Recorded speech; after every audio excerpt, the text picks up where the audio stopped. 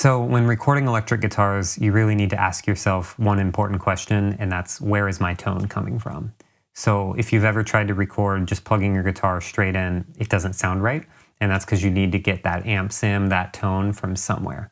So the three methods we're going to look into is your tone is coming completely from Logic, so you're completely in the box. The second method is kind of a hybrid thing. Maybe you have pedals and you're partially recording physical gear and the rest of it's going to be in Logic.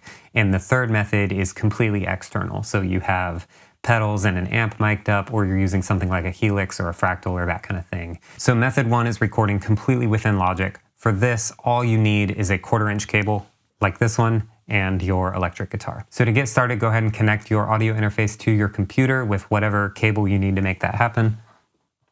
Mine is a USB-C. Go ahead and turn it on, let it do its thing, get started up. And then you're gonna wanna connect your 1/4" cable into a DI or instrument input on your interface. And then the other end goes to your guitar.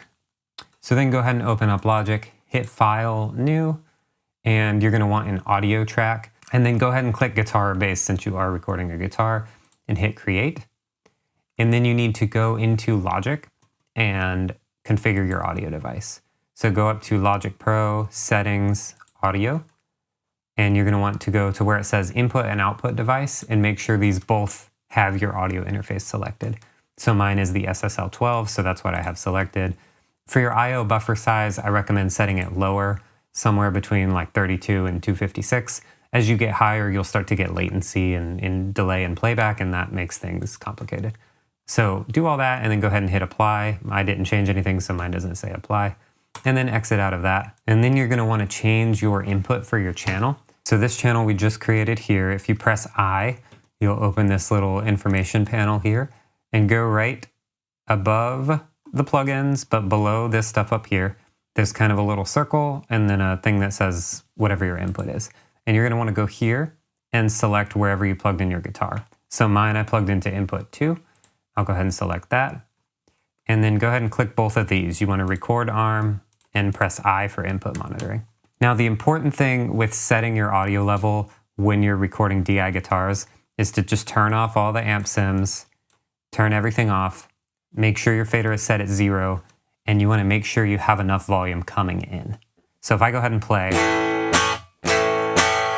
that's a little lower than I like, so I'm gonna go ahead and increase the gain on my audio interface until my input channel is somewhere between -6 and -12. So I'll highlight it on the screen so you can see that's kind of the range we're aiming for. If you don't set this right, you're gonna notice you're not getting the right amount of gain from your amp sim, whether it's too clean or it's breaking up too much. You wanna set your input level properly so that the amp sim responds the way it should, A little more. Perfect. So now you can turn all this stuff back on.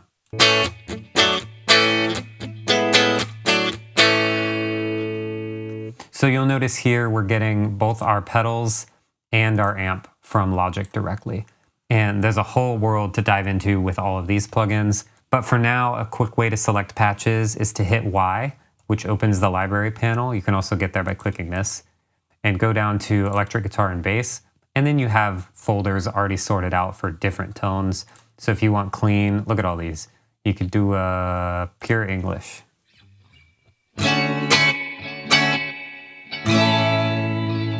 They've also got distorted guitar, so if you want American metal. The tons of presets there you can go through and get a tone you like very quickly. Once you have a tone you like, go ahead and make sure these are still armed for recording and go ahead and hit record. If you need click, you can get to it right here and play.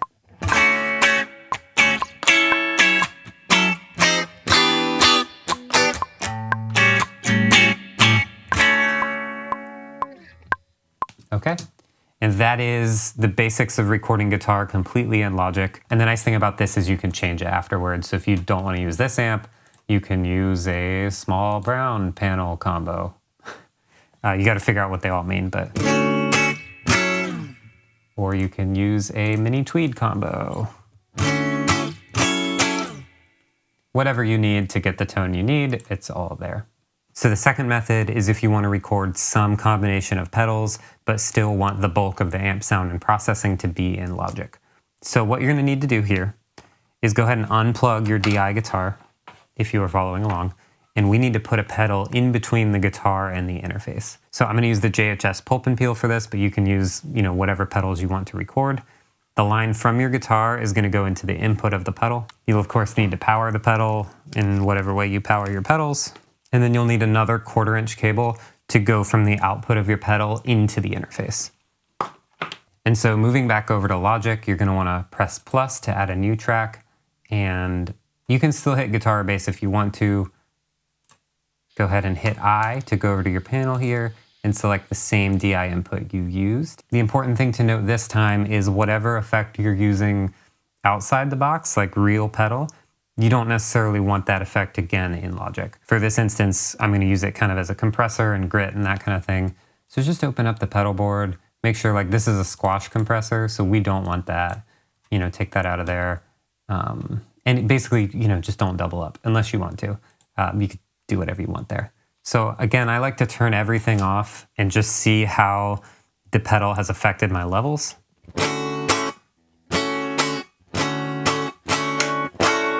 So it's actually a little more quiet than it was before.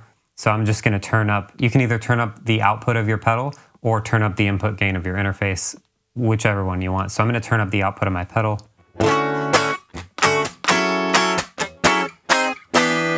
Cool, let's add some dirt. See, it got way quieter when I did that, so we'll need to add more volume. I'm going to keep increasing the output volume of my pedal or the input gain of the interface until I'm getting back in that -6 to -12 area. I think we got there. Now you can turn back on everything within Logic. And one word of caution when using external effects is whatever you do here is printed, it's committed in Logic, and you can't change it. So either be really sure that that's what you want because you're committing that sound, or just do something light that's not gonna ruin anything. However you want to approach that is up to you. Just be really intentional about it is what I'm trying to say, because you can't undo this like you can undo stuff in Logic. So same thing as before, I'm going to make sure these are both armed so I can hear it and it's ready to record. And then I'll go back and record something again.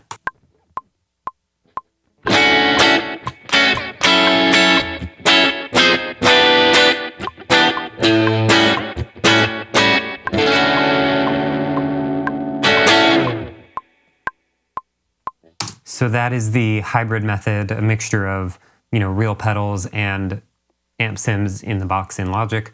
The final method is if you're just completely external, either you're miking an amp with pedals or you're using a Helix or something like that. So for this example, I'm going to use my Line 6 Helix, which is set up down here. You're going to take your cable that's just the guitar, so just guitar straight to the end of this cable, and plug it directly into whatever setup you have. I'm not going to tell you how to set up your external gear, that's on you.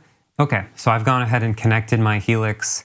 I have the main left and right XLRs going into my interface, and then those are going via ADAT over to my SSL. All that to say, take your 2 XLRs or however you've set up your external gear and get that to your interface. So if it's an amp you've mic'd up, make sure that mic is connected to your interface, or if it's your Helix or anything like that, make sure that is connected, the output, into the input of your interface. Once you do that, head back over to Logic, hit plus, and this time I'm going to go to mic or line. So go ahead and hit create. So then for your input, go right here to the same spot we've been going, and you need to decide, number one, if you're mono or stereo. So if you're stereo, go ahead and click this to knock your channel into stereo, otherwise keep it in mono. And then once you do this, go and select your input. So I'm doing Helix left and right, which is in 15/16. And now you can see it's piping hot, almost clipping. Now is when you need to set the gain for your external things. So if it's an amp, turn your amp up or down, turn up and down the input gain. For me, I'm going to turn down the output of my Helix until this is landing where I want it, which is around -12. So just going to roll that down. So that's better. Right around -12, maybe a little above. And now I'm going to pop back into the headphones. Make sure we like the tone. And like I said before, you need to be even more careful here because we can't change anything. We're not doing any amp sims in Logic, no EQ compression pedals, nothing at this point.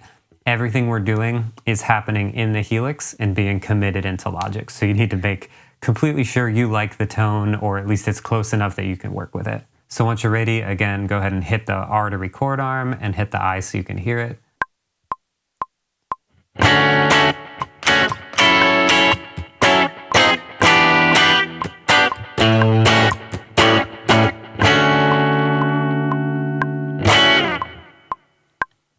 If that was helpful to you, please let me know down in the comments, or feel free to ask if you have any additional questions and I'll be happy to help out as I can. If you'd like to support the channel, please make sure you like, subscribe, and share because that lets YouTube know that this video is helpful and recommends it to others.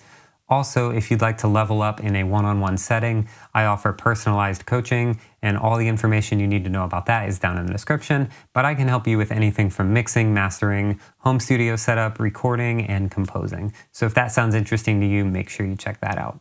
If you'd like to continue learning about music production or mixing, I'll have a video popping up over here for you to check out. Thanks.